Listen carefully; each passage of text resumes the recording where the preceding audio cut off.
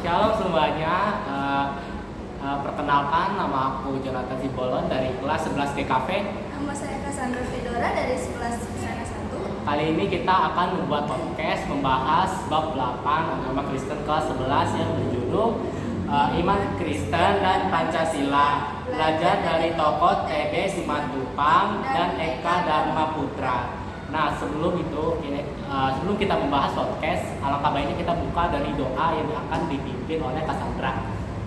Mari bersatu dalam doa. Terima kasih ya Tuhan Yesus pada hari ini. Kami ingin memulai podcast ini dengan Engkau memberikan lancar kemudahan dalam podcast ini. Terima kasih ya Tuhan Yesus. Amin. Nah, sebelum kita mulai membahas tujuan pembelajaran, kita baca dulu Alkitab dari Matius 22 ayat 39.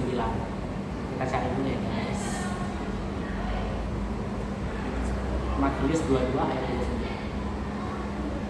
22 ayat 39. Oke, kita baca ya bareng-bareng karena cuma satu ayat.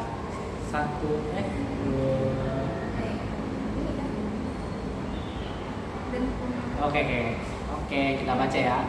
1, 2, 3. Dan hukum yang kedua yang sama dengan itu ialah kasihilah sesamamu manusia seperti dirimu sendiri.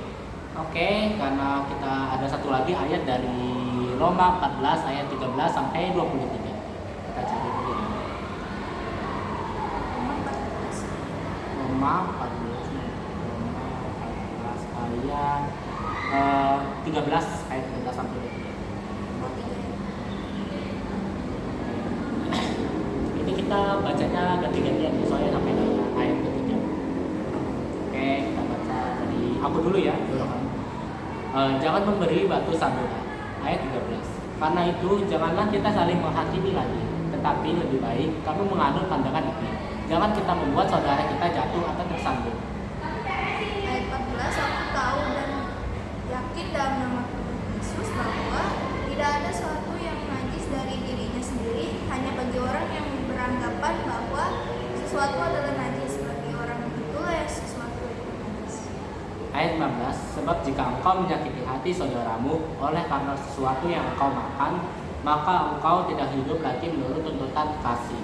Janganlah engkau membinasakan saudaramu oleh karena makananmu, karena Kristus telah mati untuk dia. Ayat 16, apa yang baik yang kamu miliki, janganlah kamu biarkan difitnah. Ayat 17, sebab kerajaan Allah bukanlah soal makanan dan minuman, tetapi soal kebenaran, damai sejahtera, dan sukacita oleh Roh Kudus. Ayat 18, karena barang siapa melayani Kristus dengan cara ini, ia berkenan kepada Allah dan dihormati oleh manusia. Ayat 19, sebab itu marilah kita mengejar apa yang mendatangkan damai sejahtera dan yang berguna untuk saling membangun. Ayat 20, janganlah engkau merusak pekerjaan Allah karena makanan. Segala sesuatu adalah suci, tetapi celakalah orang jika oleh makanannya orang lain tersandung. Ayat 21, baiklah engkau jangan makan daging atau minum anggur, atau sesuatu yang menjadi batu sandungan untuk saudaramu. Ayat 22, berpeganglah pada keyakinan yang kau miliki itu bagi dirimu sendiri di hadapan Allah. Bahagialah dia yang tidak menghukum dirinya sendiri dalam apa yang dianggapnya baik untuk dilakukan. Ayat 23, tetapi barang siapa yang bimbang kalau ia makan, ia telah dihukum, karena ia tidak melakukannya berdasarkan iman. Dan segala sesuatu yang tidak berdasarkan iman adalah dosa. Oke, karena kita udah baca ayat kita tadi, kita lanjut ke pembahasan tujuan pembelajaran. Di sini tujuan pembelajaran ada 4, kita baca bareng-bareng ya Cassandra. Oke. Atau mau ganti-gantian aja deh, aku 1, kamu 2, kamu 3, kamu 4. Gak apa-apa.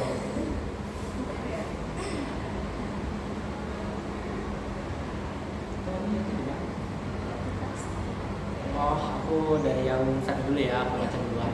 Tujuan pembelajaran yang pertama, memperjelas arti iman Kristen dan Pancasila. Yang kedua, memperjelas peran tokoh solidaritas beragama. Yang ketiga, menuliskan makna kehadiran tokoh-tokoh dialog antar umat beragama. Yang keempat, menyimpulkan arti pluralisme, persaudaraan, dan solidaritas. Nah, kita bahas dari tujuan pembelajaran. Yang Pertama, memperjelas arti iman Kristen dan Pancasila. Nah, kalau menurut Cassandra nih, untuk arti iman Kristen itu kayak gimana? Kalau menurut saya ini ya, kalau arti iman Kristen dan Pancasila itu seperti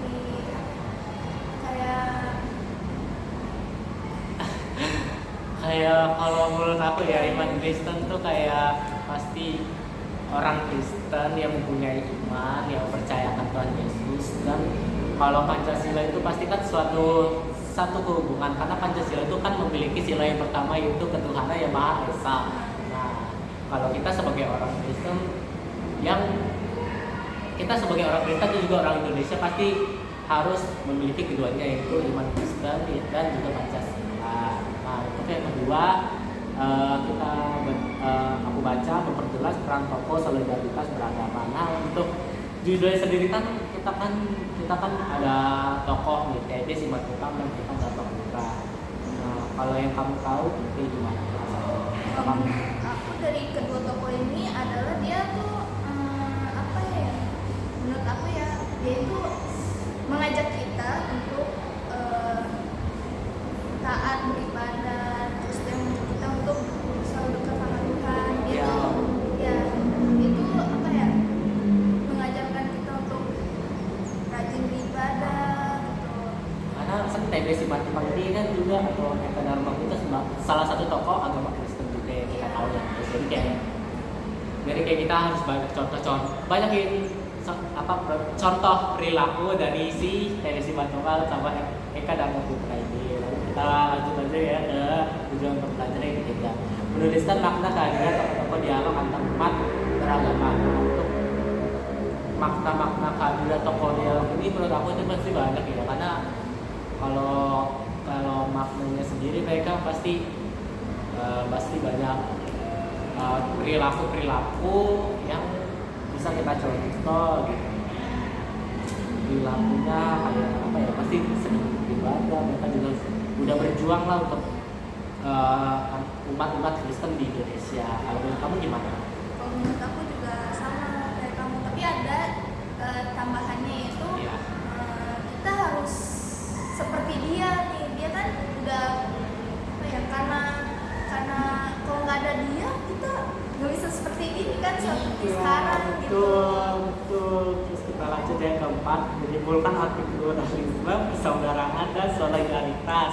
Nah, kalau untuk aku itu persaudaraan sama solidaritas sama pluralisme itu masih satu kehubungan, suatu kehubungan. Terus kayak persaudaraan dan solidaritas itu kalau dalam umat Kristen itu kita tuh wajib, karena kita kan sesama umat Kristen, sama anak-anak Tuhan, jadi kita tuh harus mempererat tali persaudaraan dan juga solidaritas. Kayak kalau misalkan ada yang lagi kesulitan kita bantu gitu. Nah, menurut kamu gimana, Cassandra? Menurut aku yang dibilangnya solidaritas itu ya seperti kita sama orang-orang di masyarakat ini, kita nggak boleh pilih-pilih. Kita kalau ada orang yang berbeda dari kita, misalnya berbeda keyakinan, berbeda suku, ras, dan apapun itu, kita nggak boleh kita nggak boleh menjatuhkan, nggak boleh menjauhkan, nggak boleh mengejek dan lain sebagainya. Itu tidak baik ya. Jadi kita menirunya itu yang baik-baik aja gitu. Ya. Nah, untuk yang terakhir aku mau menyimpulkan dari bab ini, kalau misalkan iman Kristen dan Pancasila itu kayak kita harus kita contoh dari kehidupan sehari-hari. Kita belajar dari tokoh-tokoh dari TB Simatupang dan Eka Dharma Putra. Sebagainya kita umat Kristen, kita harus menumbuhkan iman Kristen dan juga kita harus mencontoh Pancasila dalam kehidupan sehari-hari. Oke, karena menurut Cassandra apalagi mau ditambahin atau enggak ada? Udah, jadi kita udah selesai pembahasannya sampai sini. Kita tutup dalam doa yang akan dipimpin oleh Cassandra lagi.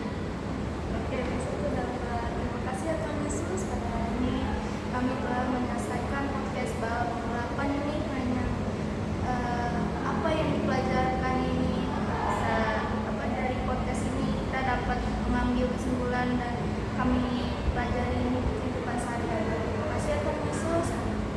Oke. Terima kasih yang sudah mendengarkan podcast kami. Kiranya yang nonton bisa diberkati oleh Tuhan, dan juga guru pembimbing kami di rumah juga selalu bisa diberkati